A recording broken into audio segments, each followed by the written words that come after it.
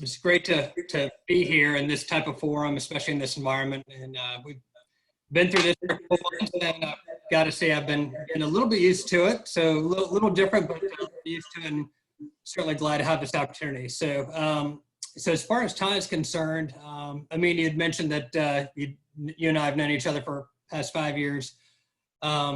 Been here amongst Ty as a member for about 11 years and sponsor for about 7, I believe.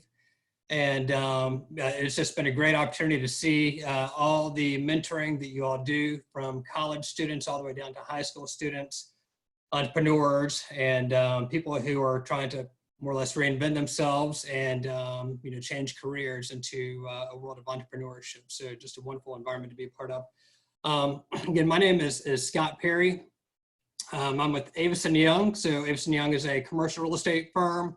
We're an international firm, real estate brokerage, third-party real estate broker, and we're headquartered out of Toronto.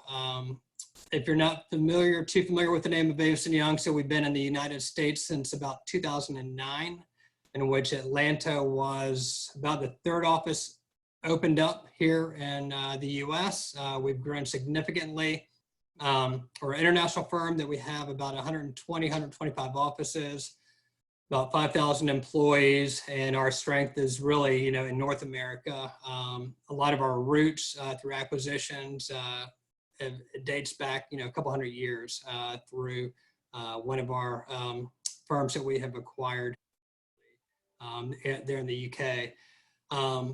As for our firm, we're a principally held firm where we have ownership in the companies. I have some principals on with us today. My role specifically is in the office world. I'm an office tenant rep on the occupier side, and I assist companies with their real estate strategies and making sure that it aligns with their business strategy. This encompasses leasing office space, buying office buildings, disposing of assets, and anything and everything in regards to real estate. And the team that I have behind me really helped make that happen for me and assist me. So I've brought together in this conversation, not all of our team and not all of the disciplines, but ones that I thought were unique and would be relevant to Ty and its members and the people that are members of Ty.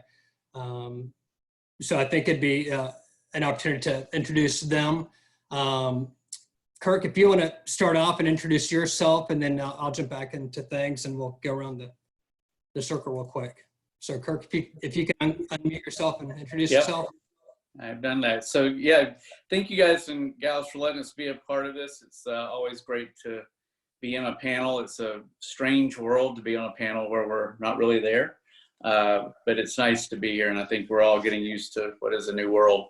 I've been with Avison Young for about 3 years. My company was acquired by them, Rich Real Estate Services, which I founded that in 2001.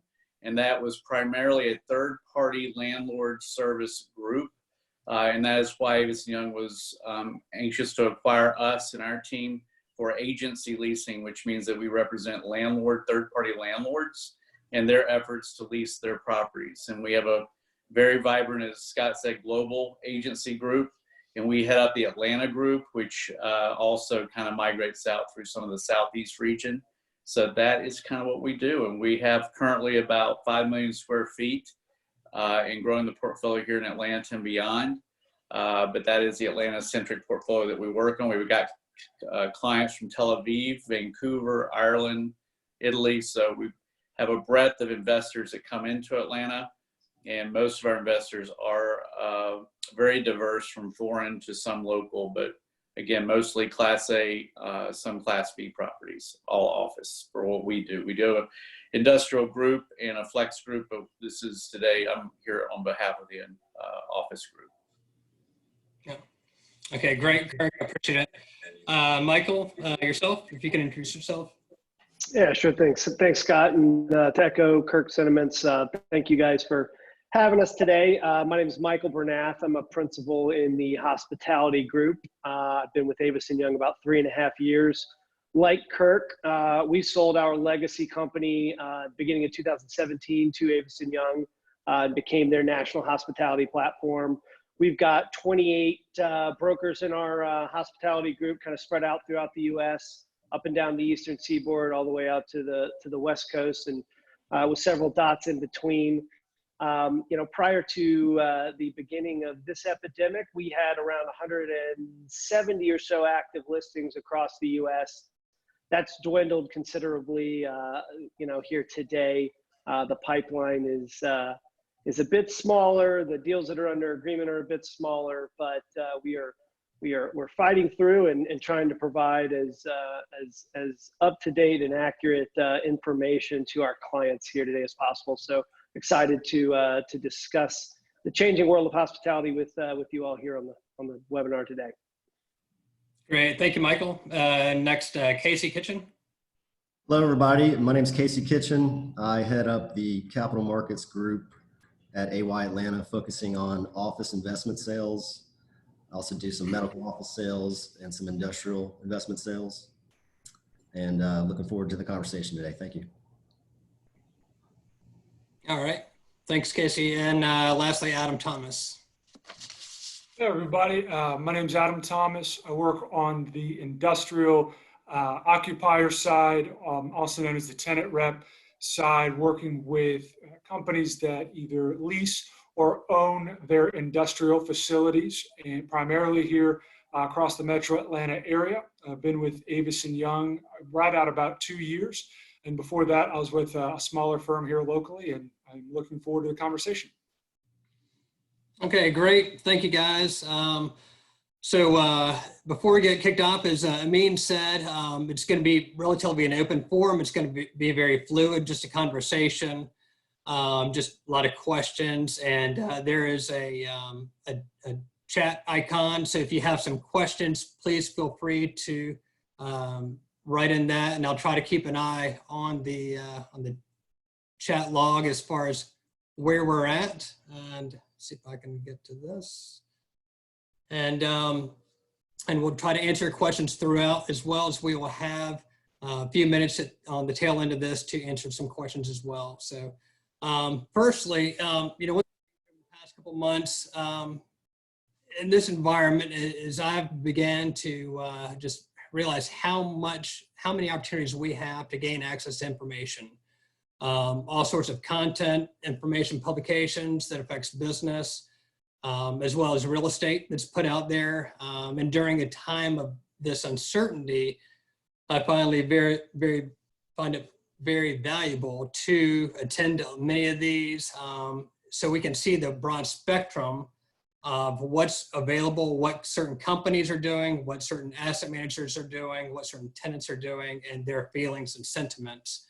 And so with us in our respective roles, we certainly take all that information into consideration and formulate our own decisions and prepare a business strategy for ourselves and our clients. We like to see how our peers are doing, how they're faring and implementing these processes. And we're not so much transactional, obviously. We're an advisory firm and an extension to our clients' team. So a lot of things in my world is as it relates to office leasing, that expenditure is in many cases the second and third highest expenditure. And we try to, what we try to do is we try to minimize the impact of balance sheets, minimize the impacts to that, create a real estate strategy, and from investment strategy, certainly affecting the return on investment, attraction and retention of talent. So all those things go hand in hand with real estate. And so I thought we'd start off with the general question, that everyone would like to know is just, where are we in this? What are our thoughts on this? We're a couple months into this, and as regards to real estate, it's not something that changes quickly. It changes over many, many months and years. We will have a changing from a somewhat landlord's market to a tenant's market over time. Things are yet to be seen, but Kirk, first question to you is, what is your overall thought on the market today. What are you saying as far as your owners? What are the conversations that you're having? I tell people now we play more therapist than broker in terms of people from tenant side to landlord side, the people we touch the most. Everybody's scared. They're losing money.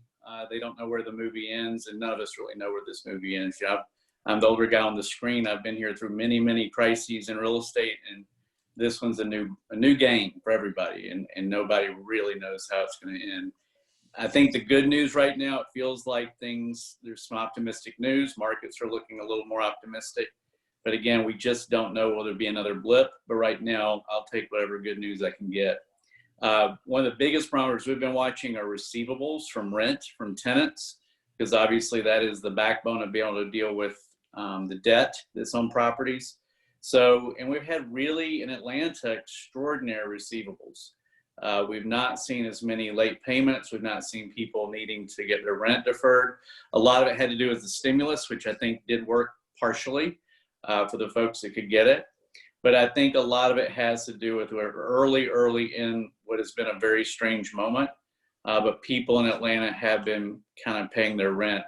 As long as rent gets paid and landlords can deal with debt, I think we're going to be okay for a bit. And if we can continue to get some good news and pair that with the bad news we're having, but again, it feels like we're in a solution, then I think probably things won't get as ugly as we had thought they might.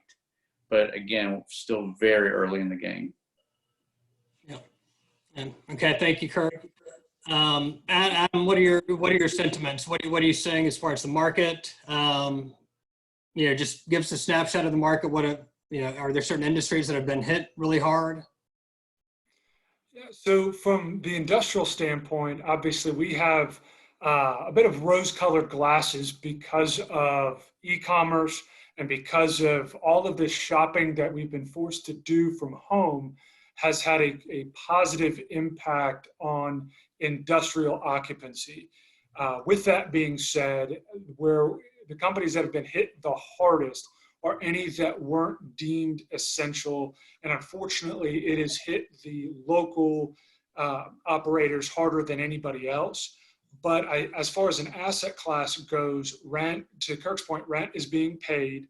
And landlords, for the first time since the last economic dip, landlords are willing to be creative with existing tenants on renewals and extensions to make sure that their assets stay stable. Whereas, flash back to mid-February, renewals were essentially 5 years plus, take it or leave it. Now you see a lot of 1 year or less. And if you have some term and you're willing to tack on a couple more years, landlords are open there. So overall, I think the sentiment is positive with industrial. Folks have been able to stay open, servicing the various needs based on the crisis. And I think that will poise us to the fastest recovery. What that looks like and what normal looks like is anybody's guess. But overall, we're optimistic. Yeah. Yeah. You had mentioned, rent relief and restructuring. From an office standpoint, Kirk, I don't know how much you've seen, but the majority of my discussions based around rent relief have mainly been, maybe 60 to 90 days rent relief. Sometimes it's tacking a year onto the lease. Sometimes it's no term left on the lease, but you're trying the asset, the landlord's trying to recover those expenses in the next 6 to 9 months. Is that what you're saying? You're on mute. 3 months back in rent for every month of relief. Also, you can take some of the money and put it back into next year and amortize it over the 12 months. So there's a lot of different formulas landlords are playing. And that really is the biggest difference we're seeing this time versus 0809. Landlords learned a lot then, and we also feel a little bit more like a humanitarian crisis and a fiscal greed crisis. So you're seeing landlords trying to do the right thing and not becoming rigid in their approach. And I think it's really, really paid off across the board. We talked to a lot of folks, and everybody is feeling much more of a team moment than an adversarial moment between landlord and tenant, which I think is a positive for everybody. Yeah, I do agree with that. And landlords are certainly receptive to tenants.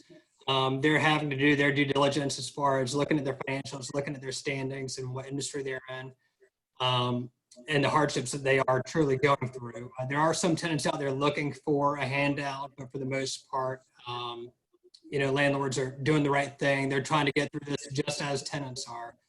And I think in general, what I've seen is that people need a little bit more runway during this time period. They may or may not have a lot of cash on hand.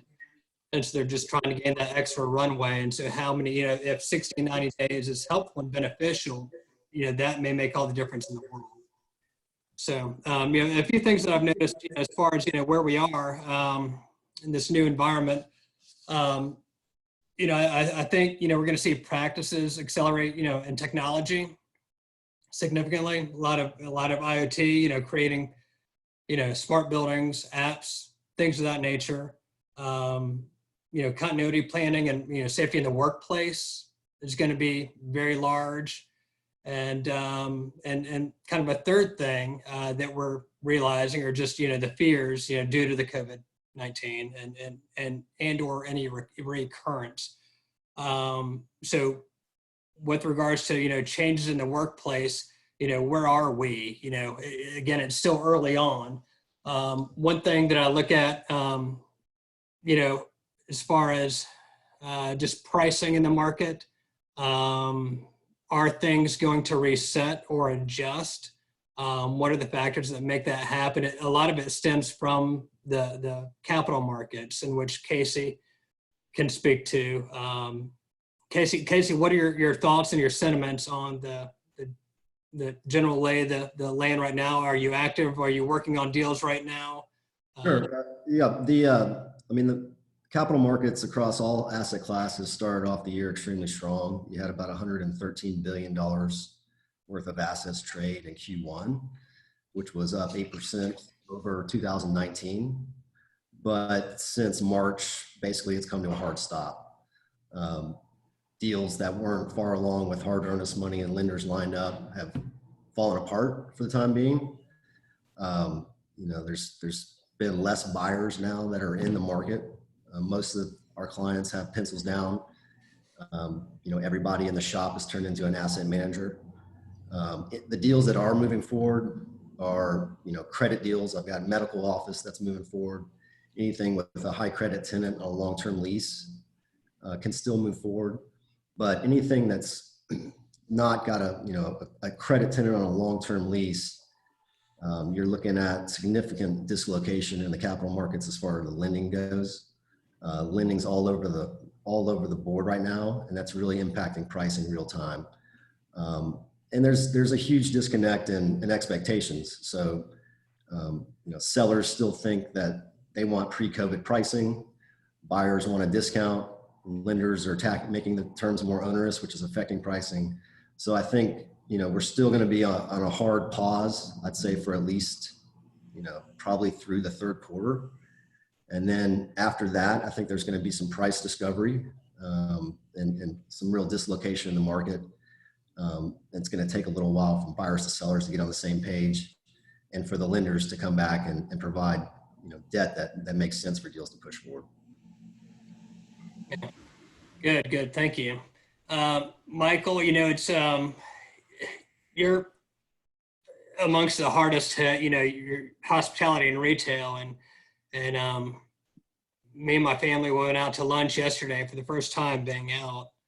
We sat outdoors. My wife asked, do you see, they're a local company, and she said, did you ask how they were doing? And I said, I really can't, because I know how they're doing. There's not, well, unless it's, e-commerce. So I know that's the case in your standpoint.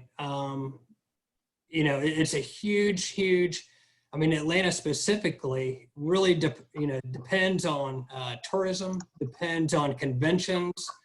Being the busiest airport in the world, there's a lot of through traffic, from the airline industry. What are you seeing? What do you, in the conversations, you in your shoes, conversations with your owners, what are those like? and what are the factors that need to happen for hospitality to, make its way back?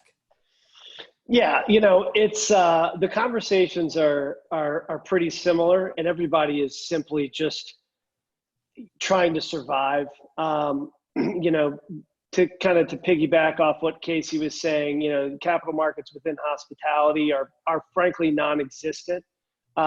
Debt left the space as soon as COVID hit the shores, basically, and any deal that was not significantly down the road with significant hard-earned money has pretty much cratered. We've got on February 28th, I believe we had something in the range of 32 deals under various form of sales agreement within our group.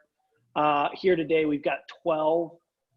Some of those actually are newly signed up. They're smaller deals, they're economy, under $4 or $5 million. Buyers are paying all cash, or sellers are providing some form of seller financing. We've got a small portfolio deal where the lender pulled out 4 days before we were supposed to close the first one on March 12th. In that deal in particular, we're simply trying to figure out a creative structure. And for the time being, that's the only way deals are going to get done is some form of creativity, be it sellers holding paper, be it doing some form of JV where the buyer is injecting fresh capital into the deal. But as far as debt goes, it is absolutely non-existent in the space. Every lending relationship that I have and that I've developed over the last decade and a half of being in the industry, every single one of them has said, listen, our hospitality lending platform is absolutely pencils down and will be for the foreseeable future. One thing that is somewhat different this time as opposed to the financial crisis, obviously the nature of the crisis is vastly different, to Kirk's point, a human crisis as opposed to a greed crisis, are the existence of non-traditional debt in our space and kind of across commercial with debt funds and a larger prevalence of mezz and bridge lenders. But even those type of alternative financing options are not even really dipping their toe in the waters of hospitality yet. Or if they are, it's basically hard money. You're looking at low to mid-teens interest. It's really sort of desperate capital, if you will, even more expensive than equity in some situations. So it is a, I don't want to say it's a bleak outlook in hospitality right now, but there's no visibility. And Scott, this is a long-winded answer of what gets us out of this tailspin. The only answer in hospitality is going to be medical related. It's going to be a mitigant. It's going to be a vaccine, because ultimately the crux of our business and the base of our business for the vast majority of hoteliers and hotels across the country is midweek corporate and group. And until there are medical advances and people feel comfortable traveling, we're gonna just sort of peter along, seeing incremental increases in occupancy week over week, but nothing close to the giant leap forward that we need in order to get back to even just a cash neutral position on a property by property basis. Yeah. As far as a time frame, many years out till it gets back to. If you look around at the major economic minds in our industry, from STAR to PwC to CBRE to hotel lodging econometrics, everybody is basically saying it's going to be 3 to 5 years to get back to 19 levels. I think 20 is going to be a bloodbath. STAR, who is again sort of the predominant economic group in the hospitality industry, they provide property level data, comp set data, trend reports. This week they actually lowered their forecast for 2020 about 10%. So it's going to be challenging. I mean, there are pockets that are seeing are seeing solid occupancy, have seen solid occupancy through the last couple of months. I think in general, drive-to leisure is going to see a nice pickup here over the summer as people frankly just get stir crazy and need to travel. But large luxury, large full service assets, again, that are heavily reliant on group and meeting and midday corporate, call it transient business, it's going to be a very long road back. Yeah, good. So I know, Michael, you had touched on the financial piece a little bit, and I wanted to throw it back out to Casey. With regards to financing, Casey, what sort of changes have you seen over the last couple months? Have there been any type of structures of deals that have completely changed in the last 2 months? Yeah, there have. So for a deal, one of the medical deals that I have under contract that I mentioned earlier, we were only able to push forward with that by getting, we had it under agreement pre-COVID, and then COVID hit as they were in their due diligence. So we had to go back and add some COVID clauses to the contract, and then also had to put in things like, ability to do tenant interviews via Zoom.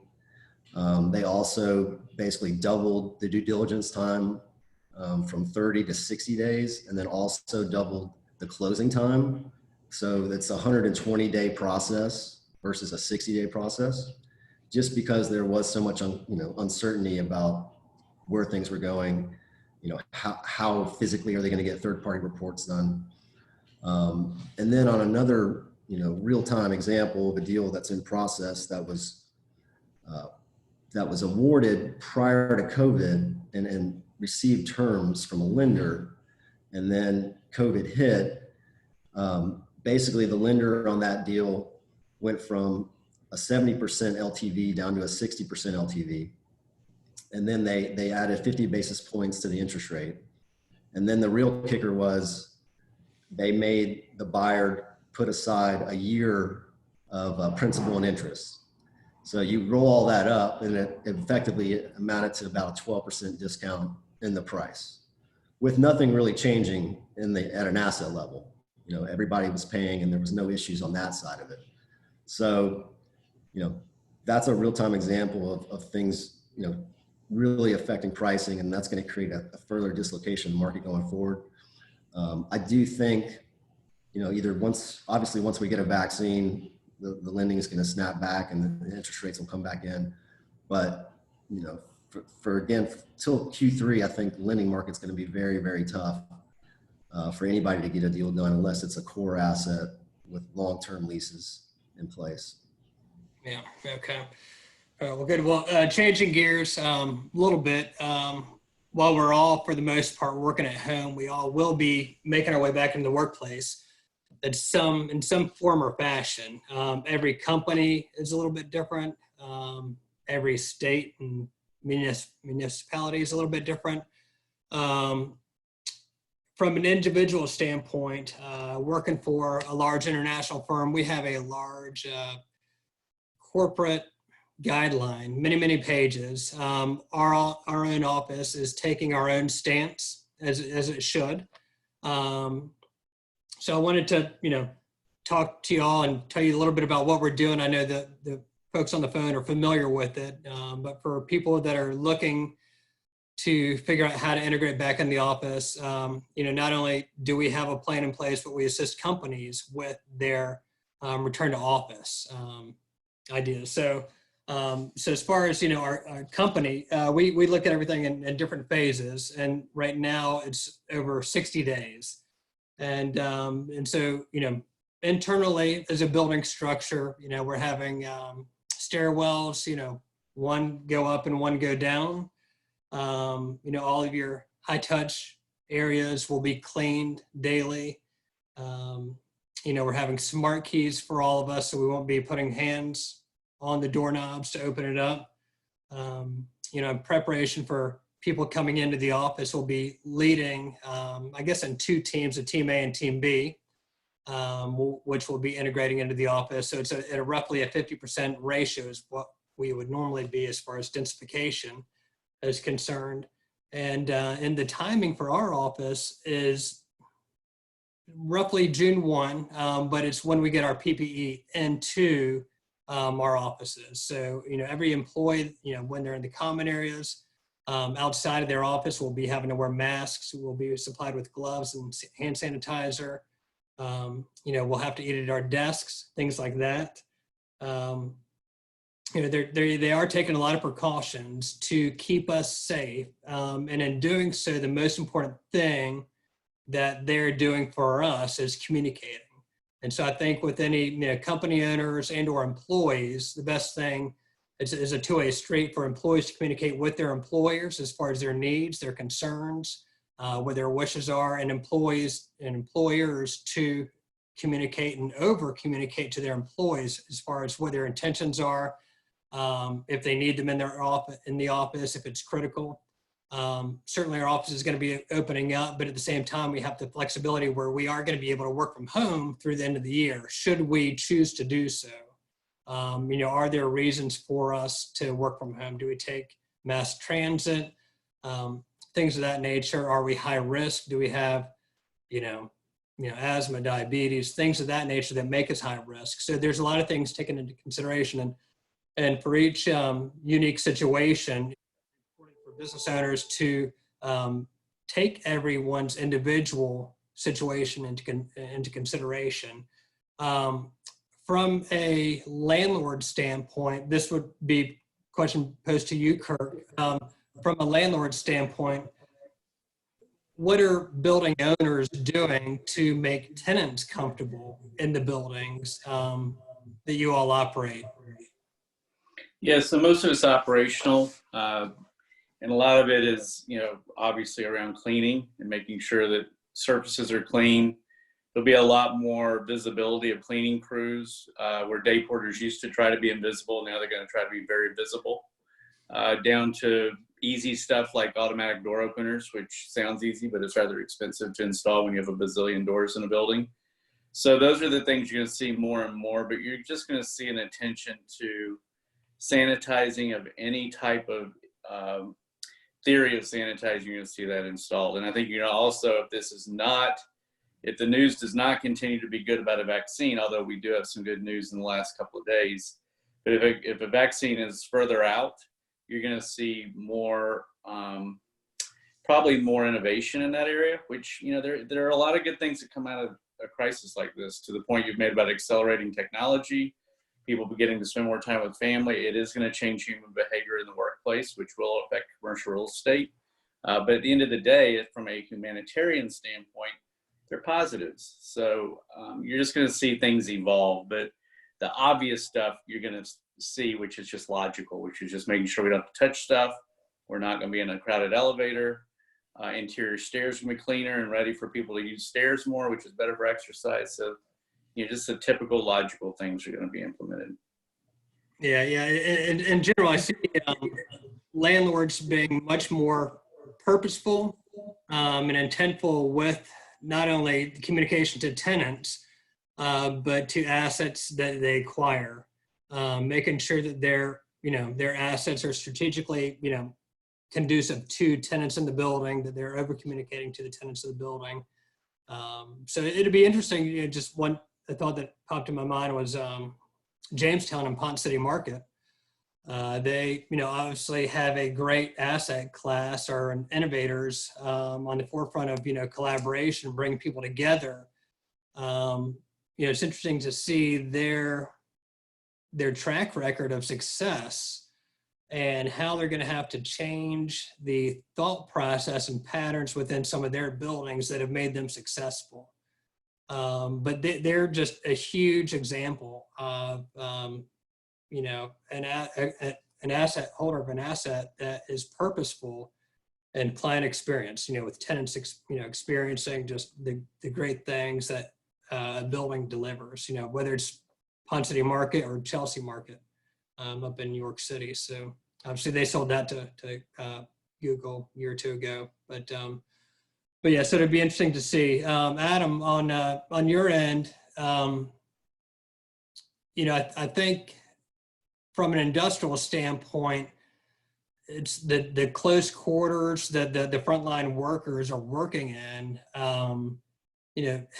What do you see on your end as far as tenants, companies being able to protect them? Are they able to bring them in shifts? Are they able to space them out? Are they able to,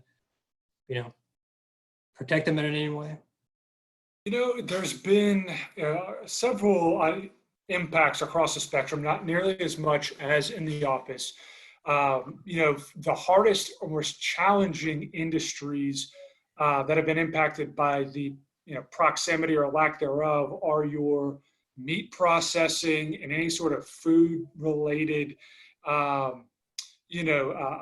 in manufacturing, things like that. As you've seen on the news, the Tyson plants and things like that, where the outbreaks happen and you just have to shut everything down, which really put the supply chain to grocery stores and things like that have taken a hit. But to Kirk's point, I think crisis breeds ingenuity. And what we will see, I think, is more automation where things have been impacted. Your typical distribution client, your third-party logistics, your e-commerce, all of that has already transitioned a good bit to automation. And so keeping a 6-foot distance is not a problem. Now, your standard procedures of PPE and hand sanitizer and things like that, has gone into place. But I think overall, it's going to be a benefit to industrial because we've had a realization as a society that this supply stock or the stock of PPE equipment can't be weeks or 30 days away, that we need things that we can access as we need them, and not have our emergency personnel serving those on the front lines and not be adequately protected. So you'll see, I think that's the one industry that you can bank on that's going to bring manufacturing back and duplicate their supply chain, which will then ultimately be a benefit. But overall, warehouses lend themselves to social distancing, which is a positive. Yeah, good. I had a question come in that I had just seen from Scott Siegel. He said, do you see any organization expanding their office space due to social distancing guidelines? The short answer is no. And because I think there'll be a lot more flexibility in working remote. Certainly in the next couple of years, employers will be much more receptive to the needs for their employees and the necessities for that work-life balance. There will be social distancing guidelines in offices, but spaces will be completely reconfigured and reutilized differently. And offices that are currently standing, we'll figure out what sort of infrastructure that we have to work with currently, and how can we reutilize that and bring teams in so that we are social distancing. I think there will be a little bit of a de-densification, but as a whole, I think I'd probably say it will be reduced, but not as significant as people believe. Just because it'll be reutilized a little bit differently. And I think a lot of people have a little bit of a knee-jerk reaction with this pandemic specifically, thinking the office space will go away. But when you step back a little bit, here, many people talk about it, what makes their businesses run, which a lot of it is collaboration and innovation. Those are key and critical pieces that need to stay incorporated into an office. So, but it's a hopefully a somewhat short answer to what could be a lengthy discussion. I had a couple of questions typed up. If you want to put the first one on the screen, we can kind of go through that. Just a general question. With kind of new data coming out early, giving us some understanding of where we're at over the last 2 months, understanding that we are at risk with COVID-19 and the procedures that are in place that will be implemented into the workplace. When will you as an individual be comfortable of returning to the workplace? Is it, June 1? Is it third quarter, the beginning of next year, or never? So I think that'd probably give us a little bit of a snapshot as far as, comfort level on people entering back into the workforce. So give y'all a minute. Are you able to see the poll, Scott? I am. Okay. So we have about 6% that have logged in.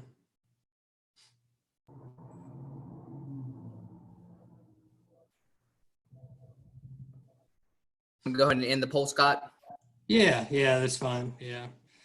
As a general consensus, it looks like about roughly 90%, roughly 43% would prefer to be back in the office June 1 or be comfortable in some way, shape, or form, be back in the office.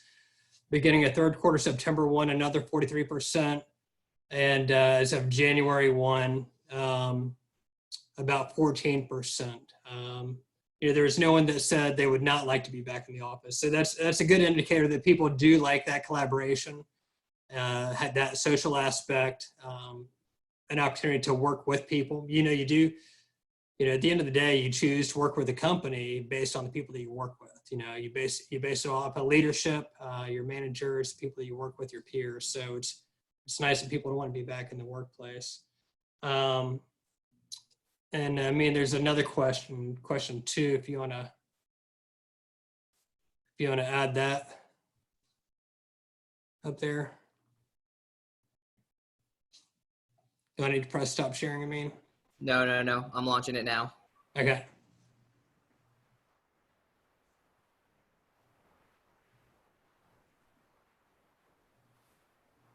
Okay, so There we go.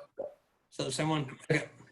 A lot of what will be going into planning, but every company will be a little bit different, will be the flexibility of, again, kind of that work-life balance and making sure that people are taken care of to perform their job appropriately, and not getting too dense of an area, with their colleagues.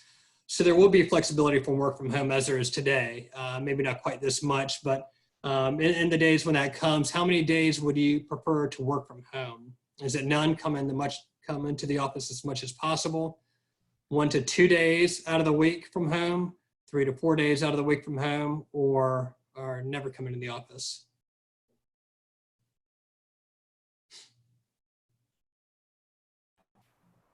Just about half at 1 to 2 days. Yeah. So that's good to know, and it's good for us to know that feedback. But the great thing about this is, flexibility.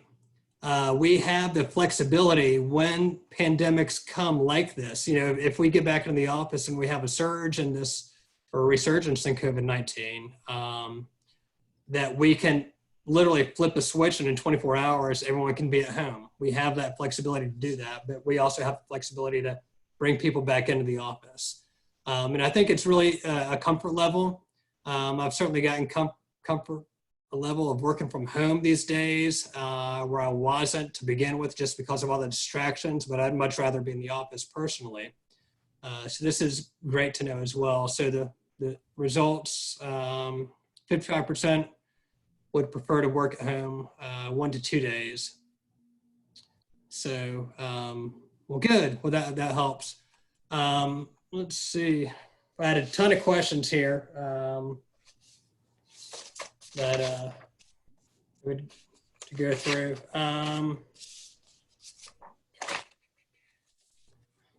Scott, I saw one question on pricing discounts on lease rates.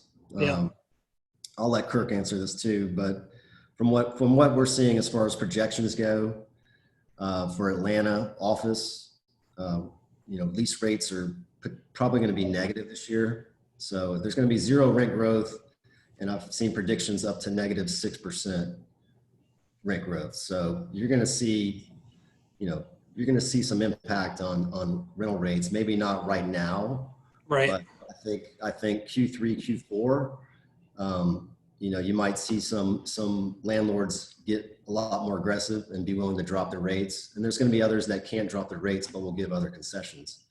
But I think, we've had tremendous rate growth in Atlanta to the tune of 5 to 6% year over year for the past 5 or 6 years. And that's coming to a stop. But we do anticipate at some point next year, and it could be, early in the year, it could be the very end of the year, but that there will be, rent growth starting to kick back in.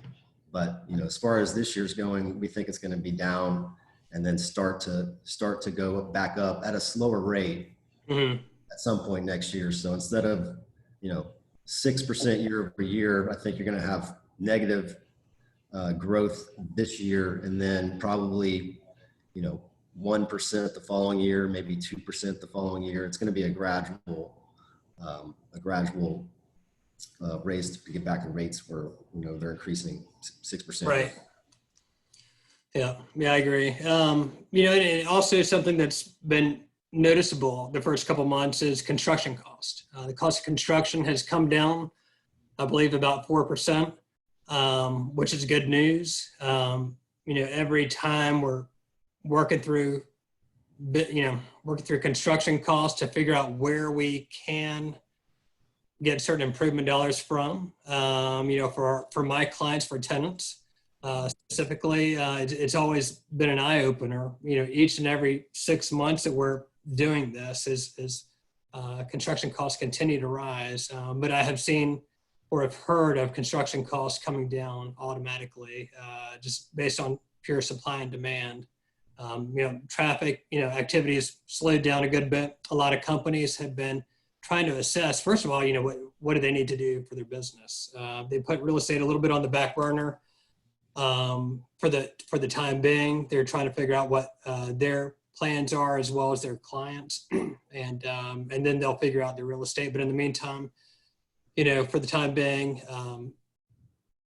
real estate's providing itself with a little bit of flexibility, doing short-term deals, just so that companies can start to project out once we can kind of see through this mess. So we're at about 10 minutes till. We'll open it up for a few questions. There's a couple of questions on the board that we'll go ahead and address. JP, to all panelists, what type of rate negotiations or discounts do you see in the next 3, 6, 12 months on Atlanta square foot per rates? Casey had just discussed that, to a little bit of an extent. I'd probably say 80%, 90% of landlords right now that I'm in discussions with, they're a little bit more flexible on concessions, not so much on rates. They are trying to hold their rates steady. A lot of it's depending on how the asset is held. If they have a refinance coming up, they're trying not to devalue their asset. Kirk, what do you see coming out of that in the next 12 months?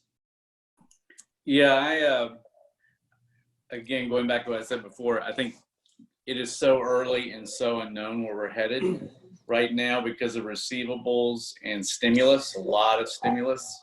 Most landlords are holding rate, and we haven't seen a vacancy issue yet because, again, whether it be stimulus or optimism, it's bumping up any type of default to where we're not seeing high default rates yet. I think if you start seeing defaults on leases, that's a sign that you're going to start seeing some rate compression.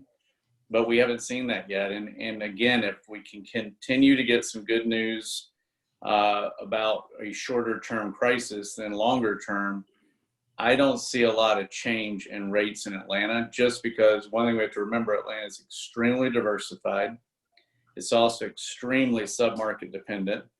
Central perimeter, midtown, those markets aren't going to change a whole lot because there's not a lot of supply to begin with. And I just think we're too early to know. And if there's a big default, like a WeWork or some of the collaborative spaces that have a big footprint, what does that do to us? So there's a lot of wild cards in the space, but Atlanta's poised probably better than any urban space in America to not have the erosion of vacancy that we've had before in office and industrial. Yeah, like Kirk said, I mean, the co-working situation is, you know, it hasn't hit the fan yet. It's coming. But fortunately for Atlanta, we've got, for, you know, relative to other cities the same size, we've got a much lower percentage of the overall office stock working. So there's only a few landlords that have big-time exposure to it. You know, it's going to be some tenants walking into some really nice second-generation space. Yeah. Yeah, good. Let's see, question from Harry Walter. Midtown rates, perimeter rates. A lot of it depends on asset class, Harry. You know, Midtown rates, you know, Class A, they tend to be in the mid 40s. You get on over into Hunt City Market, it's north of $50 a square foot. When you go up the perimeter, they tend to be in the low 40s a square foot. Is that what you're seeing, Kirk? Yes. Yeah. Yeah, we're seeing low 40s. And again, no real erosion. Just so y'all know, I don't see anything on the screen. I think we're having a bit of an issue. If you guys see me, great. But we're having a bit, you know, no erosion yet. And again, especially for Midtown and the markets that had low vacancy to begin with, barring a WeWork collapse or some larger tenant collapse, I just don't see things happening in the next 3 to 6 months. If the news stays similar or more optimistic, we're not going to have major erosion. If we have another big blip in the virus and in the fall, Yeah. I think Katie barred the door. We don't know what's going to happen then. Okay. All right. Let's see. Mandar, he had a question. Are you optimistic that your tenant businesses will survive and pay rents without more federal stimulus?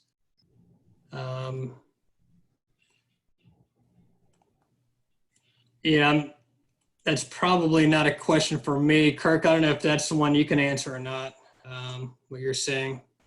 I'll say we're seeing, you know, across the board from office owners, institutional down to private owners, that they're collecting, you know, on average about 92 to 95% of the rent. Yeah. So, and the tenants that aren't paying are smaller mom and pop tenants that are relying on PPP loans and things of that nature. Mm-hmm. But, you know, that money's come in and those people have, you know, have paid up. So, you know, barring another COVID outbreak, you know, I think as far as it relates to the office, you know, it'll do relatively well going forward and has performed relatively right well compared to a lot of the other asset classes. Yeah. Okay. And Casey, this would probably go to you, this question.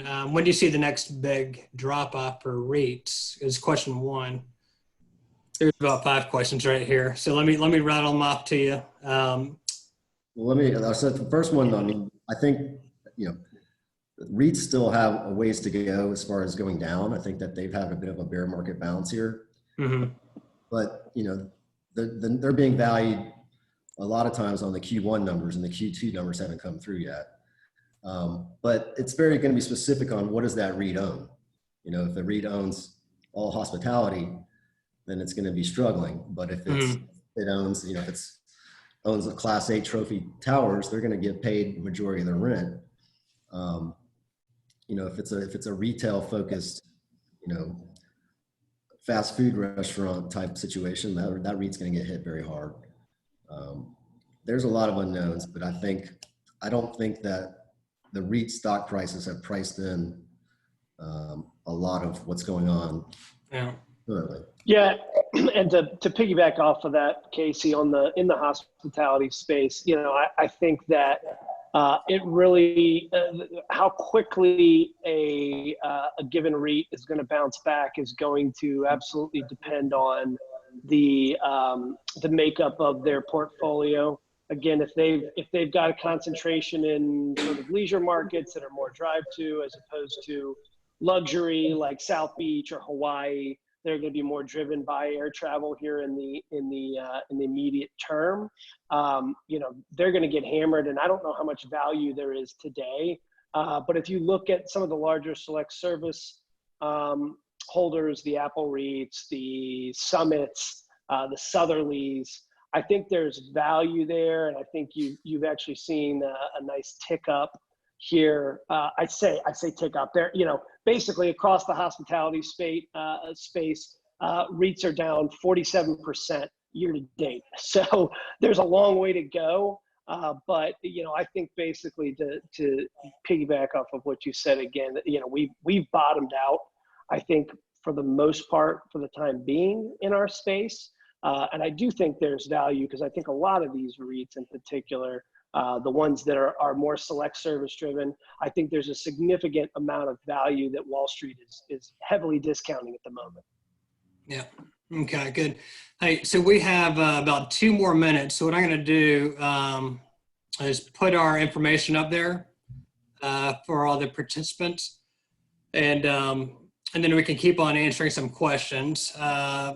So see if I can get Appreciate that, guys. Again, great job. I think I got a few messages to me that said that I think explaining everything by piece was very helpful and informative, and we could have actually dove into each aspect probably a little bit more deeper, but I think the overview and the details were much appreciated. So as Scott just mentioned, I'm going to stop the recording, and I think, Scott, if we can probably extend maybe another 10 minutes, if anyone wants to stay on and continue to ask questions, we'll keep you on and then fill through the last few questions here. But if you have to drop off, not a problem. We'll follow up with you via email with the recording and this slide itself, so you guys can get connected. So back over to you, Scott. Okay, perfect. Well, certainly appreciate it, Amin, and this has been a great opportunity again for all of us, and something that we're all working through. And the more we can communicate to each other and get a better understanding to help our businesses, that's what we're here for. So I'll continue with a few of the questions.